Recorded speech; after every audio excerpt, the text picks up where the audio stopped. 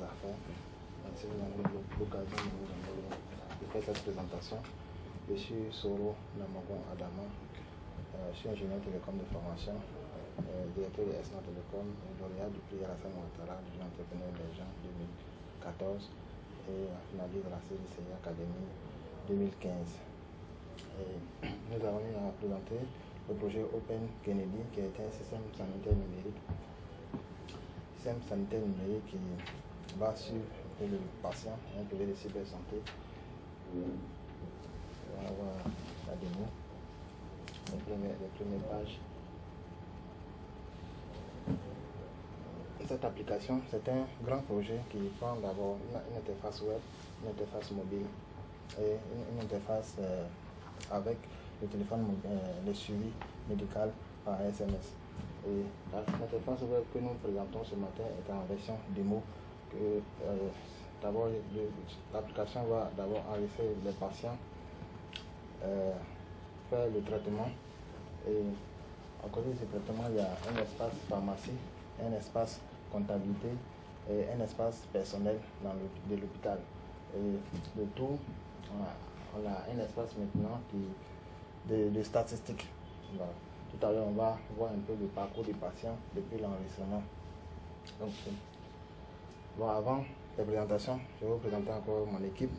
Ici, on a Go, Arthur et Étienne, qui sont des développeurs, qui sont membres de mon équipe. Et on a Cassie, Félix, qui nous vient d'ici Cotonou d'Abidjan. On a passé une année d'incubation avec d'ici Cotonou d'Abidjan. Donc, ils sont toujours avec nous, ils nous accompagnent. Donc, on va aller en enregistrement d'un patient. Voici comment se présente l'application. En première, c'est la première interface, la page d'accueil. Avant d'enregistrer un patient, on va passer à l'enregistrement d'un membre du personnel. Puisque l'application est déployée dans un hôpital, donc le personnel va d'abord s'enregistrer et sera reconnu dans la base de données. Donc, on a un formulaire ici. Ce formulaire, le personnel doit remplir le formulaire avec les informations personnelles. Donc, on a le nom et prénom, la date de naissance et puis ses coordonnées. Son matricule également est demandé pour ne pas que tout le monde puisse venir s'inscrire et bénéficier des services de l'application. Du personnel, voilà, le département, le poste occupé dans l'hôpital. Toutes ces informations permettent de le retrouver et puis de lui donner des autorisations pour pouvoir interagir avec le système. Voilà, le poste. Son matricule qui est très important. Voilà, sans ce matricule, il ne pourra pas s'inscrire dans le système.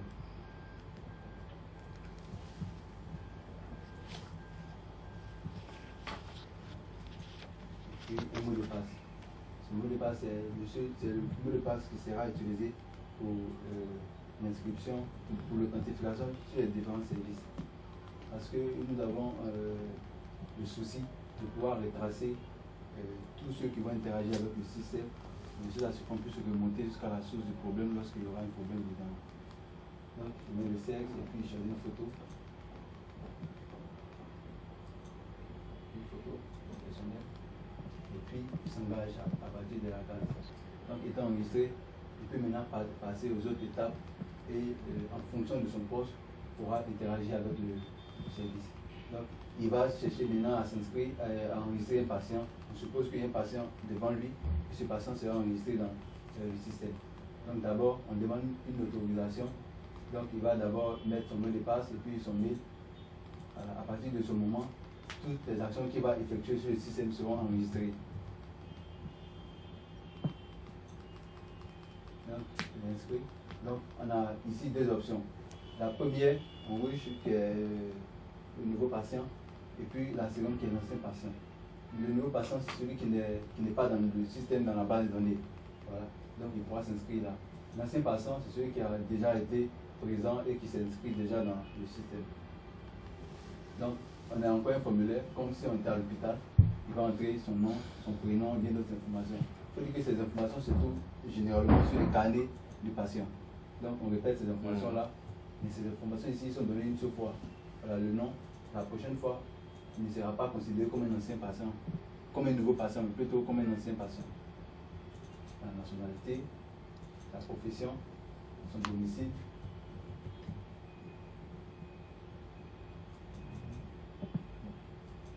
Voilà. Le mail, la température. Voilà. Les deux données température et puis poids seront très utiles aux médecins parce que généralement quand on va à l'hôpital, on nous demande de prendre notre température et puis d'avoir le poids également. Ces informations vont aider le médecin à avoir plus d'informations sur son patient. Donc il va choisir un service, soit la médecine générale, si c'est ce qui intéresse le plus le patient, le sexe du patient et puis une photo à l'appui. Celui qui n'est pas obligé de pouvoir fournir à présent une photo, le patient pourra la prochaine fois fournir une photo pour pouvoir être identifié à partir de la photo. Donc il va entrer une description. Ici la description c'est pour d'abord demander au patient ce qu'il a comme mal. Voilà, parce que quand on va à l'hôpital c'est généralement pour des besoins. Donc il va être inscrit ici. Donc lorsqu'il fait cela, le médecin dans son bureau sait déjà qu'il y a un patient qui veut venir et voilà le mal que le patient va signaler.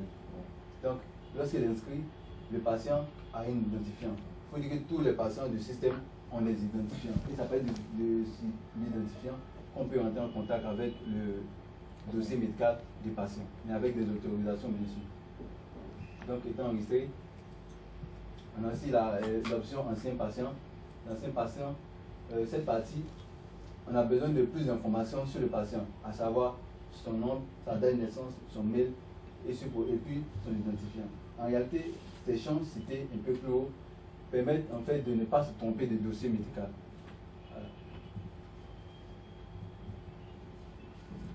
Donc le mail, on va entrer un mail, le mail du patient, puis on rentre l'identifiant du patient. Si ces informations ne sont pas correctes, alors il n'aura pas accès à son dossier médical. Donc, lorsque l'ancien patient arrive dans l'hôpital, ces informations sont déjà enregistrées. Donc il n'a plus à donner son nom et son prénom, il n'a plus à donner son domicile. Bon, ça peut changer, puisqu'on a mis une option en bas pour changer aussi. Il n'a plus à donner sa nationalité ni son sexe. Voilà, et bien d'autres informations encore. Donc directement, il peut changer la photo, il peut changer de profession, il peut changer de domicile, il peut effectivement changer la température, donc, voilà, la nouvelle température, le nouveau poids. S'il a grandi, son poids augmente et bien d'autres informations. Et puis encore une dernière case à remplir, la raison de sa présence au sein de l'hôpital. Donc ces informations seront très utiles encore pour le médecin et permettant aux patients d'alléger voilà, son déplacement au sein de l'hôpital. Donc il faut dire aussi que les patients qui viennent d'être inscrits, lorsqu'ils finissent d'être inscrits, il est automatiquement placé dans la liste d'attente. C'est-à-dire que tant qu'il n'a pas encore fini son traitement, le système le signale comme un patient en attente. Jusqu'à ce que son patient soit revenu. Jusqu'à ce qu'il soit traité par le système. Donc on va aller dans la partie traitement.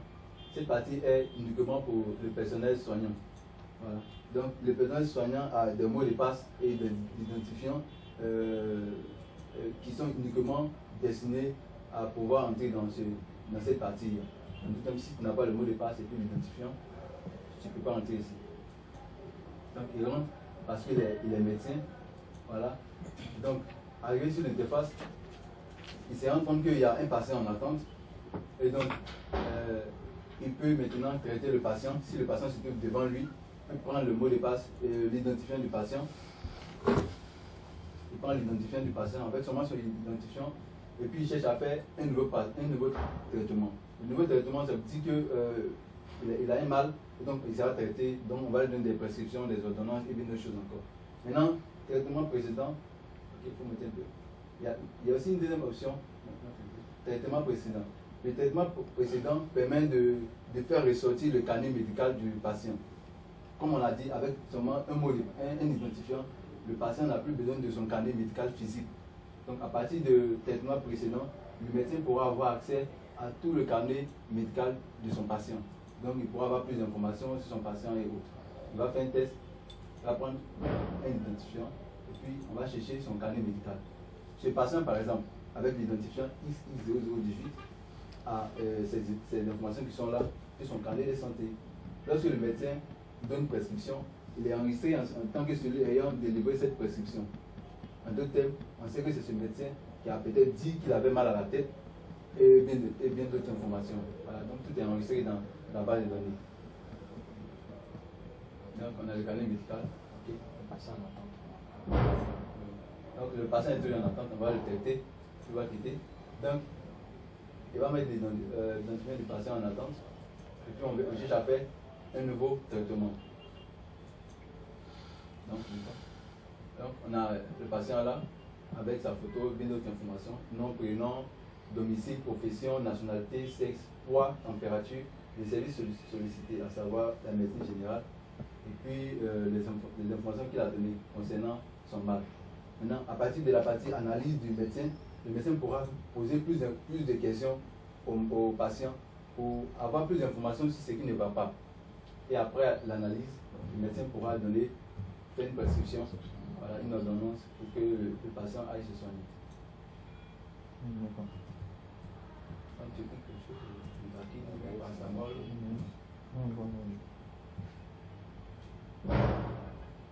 Deux pages. Ok, le médecin écrit ça, et puis il enregistre.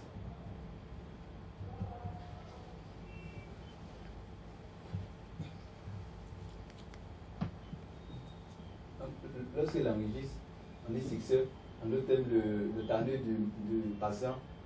Une page a été ajoutée au carnet du patient avec les coordonnées de tous ceux qui ont interagi avec le système. Donc, lorsque le patient finit d'être traité, il quitte automatiquement la liste d'attente. Donc, il pourra aller dans le service pharmacie pour se faire délivrer ses médicaments. Donc, encore le pharmacien, étant pharmacien, il a un mot de passe, un identifiant, et il va entrer ses coordonnées ici, puisqu'on ne veut pas que tout le monde de l'hôpital ait accès à toutes les parties du système. Donc, chacun a des mots de passe, des coordonnées différentes. Donc, le médecin ne pourra pas venir ici. Le médecin n'a pas l'accès du pharmacien. Le pharmacien aussi n'a pas l'accès du comptable, etc. Donc, ici, on a la partie identifiant du malade. Cette partie permet au médecin, au pharmacien, disons, d'entrer l'identifiant du patient. Donc, lorsque l'identifiant du patient est entré, il appuie sur voir l'ordonnance. Automatiquement, on lui sort la liste de toutes les ordonnances prescrites par le médecin. Donc, à partir de cet instant, le pharmacien pourra délivrer les médicaments demandés par le médecin. Donc, aussi, on a prévu une partie médicaments disponibles. Cette partie répertorie tout le stock des kits médicaux de la pharmacie. De sorte à ce que le pharmacien sache dans sa famille, dans sa pharmacie, les médicaments qui sont là, il puisse savoir également ce qui manque ou ce qui est presque fini dans le stock à renouveler. Voilà. Donc, il pourra prendre des mesures pour pouvoir renouveler le stock. À chaque fois, on a mis un niveau de stock. Voilà. À partir de ce niveau-là, à chaque fois qu'il y a le besoin, que le niveau est atteint, on a l'espace stock à renouveler qui va toujours signaler tous les médicaments qui sont presque finis. Voilà. On continue avec. Donc, le patient étant traité, à partir de là, ayant son kit médical, peut gentiment rentrer chez lui sans son carnet. Voilà. Donc, on a aussi prévu une partie espace comptabilité. Cette partie est réservée au comptable. Le comptable, à partir d'ici, pourra avoir plus d'informations sur le flux financier de sa pharmacie. Il doit entrer aussi les données qui sont connues uniquement par le comptable. Et donc là, à partir d'ici, le comptable a trois options. Soit il fait la recherche des entrées d'aujourd'hui, ou bien la recherche des entrées d'une date précise, ou bien la recherche par intervalle de date, à savoir du début du mois jusqu'à la fin du mois, qu'est-ce que la pharmacie a pu récolter comme agent. Et puis il choisit aussi le service. S'il veut avoir combien de services accouchement à générer en termes de moyens financiers, il coche sur accouchement et puis recherche les informations concernant cette partie. Voilà. Il a aussi donc on sort une fiche, voilà, où est inscrit le nombre de patients reçus par ce service, le coût unitaire du service, et puis la somme totale qui a été générée. Ici, il y a 0 patient, effectivement. Donc, on obtient 0 francs, puisque personne n'a été enregistré au service accouchement. Donc, il a aussi la possibilité d'imprimer ce reçu, mais cette fiche, et puis garder ça quelque part. On continue. Et puis, voilà. dans le système, comme on l'a dit, en plus de l'inscription d'un nouveau personnel, on peut avoir accès à l'espace personnel où il y a la liste des personnels du personnel de l'hôpital. Cette liste détaille en fait ceux qui sont les médecins, ceux qui sont les comptables, ceux qui sont voilà, les pharmaciens et autres. En partie d'ici, on peut avoir plus d'informations sur ces personnes-là. On sait qui est pharmacien, qui est médecin. Et donc, il y a aussi dans le système un espace. À partir d'ici, le comptable a trois options. Soit il fait la recherche des entrées d'aujourd'hui, ou bien la recherche des entrées d'une date précise, ou bien la recherche par intervalle de date, à savoir du début du mois jusqu'à la fin du mois, qu'est-ce que la pharmacie a pu récolter comme agent. Et puis, il choisit aussi le service. S'il veut avoir combien le service accouchement a généré en termes de moyens financiers, il coche sur accouchement et puis recherche les informations concernant cette partie. Voilà. Il y a aussi donc on sort une fiche, voilà, où est inscrit le nombre de patients reçus par ce service, le coût unitaire du service et puis la somme totale qui a été générée. Ici, il y a 0 patient, effectivement. Donc, on obtient 0 francs puisque personne n'a été enregistré au service accouchement. Donc, il y a aussi la possibilité d'imprimer ce reçu, cette fiche, et puis garder ça quelque part. Et puis envoyer des messages aux dentistes ou bien à tous ceux qui sont répertoriés dans le système. Donc, c'est un peu ici présenter le système. Il faut dire que c'est en version, ça c'est la version web. Donc, la version mobile aussi pourra être disponible. Donc, voilà un peu présenter brièvement le travail qui est en train d'être fait et qui est déjà fait, j'allais dire. Et nous savons qu'il y a beaucoup d'initiatives en matière de développement d'éthique pour la santé. Il y a même une commission nationale de développement d'éthique pour la santé qui est créée. Et nous voulons également apporter notre contribution au niveau du ministère de la Santé. Et déjà, si possible, faire une implémentation de nos solutions dans une version test dans un des centres médicaux. Voilà. Donc voilà brièvement ce qu'on avait à vous présenter. Sur ce, en tout cas, nous vous remercions pour l'attention que vous avez accordée à notre présentation. L'espace statistique, je retrace encore tout. Ce que vous venez de nous montrer là, c'est qu'il y a eu plein de recherches, beaucoup de recherches. Vraiment. Il y a eu un travail qui a été fait. Et donc, vous êtes à féliciter. Merci beaucoup. Maintenant, moi, en ce qui me concerne, moi, cette application, je l'ai vue sous une autre forme, Oui. mais pas avec tout ce menu-là. Ici, vous nous donnez l'opportunité d'avoir plusieurs... Tous les services. Voilà, tous les services. Tous les services. D'où on peut voir la liste, la pharmacie, l'espace pharmacie, la liste de tous ceux qui travaillent dans le personnel. En tout cas, il y a tout un package. La surveillance par mail, et à la fois des patients, du personnel. Ce que je voulais savoir, est-ce que la pharmacie dont vous parlez ici, c'est la pharmacie publique ou la pharmacie privée? Parce que si c'est la pharmacie privée, je me dis qu'il faudrait que vous ayez une base de données énorme, parce qu'il y a beaucoup d'officines.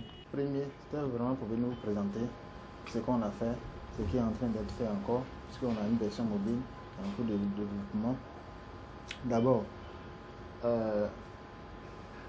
en vous présentant l'application, peut-être qu'on peut, dans une version test déjà, voir comment appliquer la solution. Mais nous avons notre plan. C'est-à-dire qu'on crée une base de données unique, publique, à laquelle d'autres centres de santé sont reliés. Voilà. Et nous, c'est d'avoir un dossier patient unique, d'abord sur l'ensemble du territoire national. C'est-à-dire que lorsqu'il va peut-être au CHU de Cocody, il a son dossier patient, son carnet de santé qui est là, qui est sur une base, qui est sur un serveur. Et de là, lorsqu'il va dans un autre centre de santé, il peut avoir à son même dossier, à son même carnet de santé, mais il n'a pas accès à la même pharmacie ni à la même comptabilité. Parce que chaque centre de santé a sa comptabilité interne, a son stock de médicaments, sa pharmacie interne. Donc voilà comment nous voyons le déploiement, voilà, la mise en œuvre de l'application. Actuellement, nous sommes dans un programme d'accélérateur au niveau de la CGCI. Confédération des grandes entreprises de Côte d'Ivoire. Voilà. Celui-là. Je pense que, sinon dans l'ensemble, je pense qu'on a vu vraiment pas mal d'applications dans ce sens-là. Je pense que vraiment, c'est avec tout ce que vous avez présenté, je pense qu'il y a beaucoup de choses qui vont, vous avez pu pas mal de choses en compte, surtout le volet pharmacie. La simplicité. Parce que c'est simple. La vie de c'est très simple. Avec le temps, vous allez peut-être profiter à d'autres personnes qui vont vous enseigner d'autres choses. Merci beaucoup. Concernant la partie de l'enseignement des patients, en tout cas, c'est un dossier, on n'est pas obligé de tout mettre au départ. Voilà. Mais c'est mettre quelques données de sorte à pouvoir générer un code. Voilà. C'est ce code-là qui est important dans un premier temps. Sinon, le dossier, on peut toujours le mettre à jour. Voilà. Merci.